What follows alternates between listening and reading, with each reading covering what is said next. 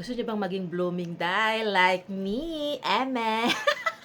But anyway, day, ito talagang gamit ko, day. Si Wellspring Glutathione with collagen.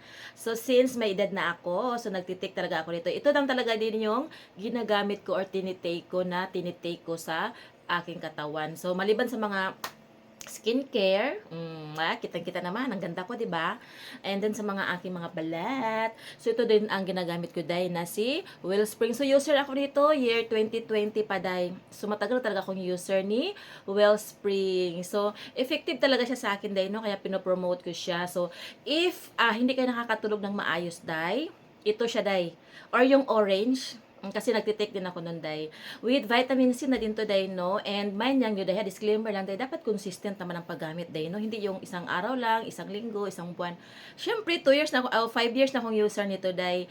Kaya kung interested kayo mag-try nito, day, check out nyo dyan sa link ko para sure na legit yung makuhaan nyo, day. Ito talagang gamit ko, day. Sa mga kaibigan ko, alam nila yan, day.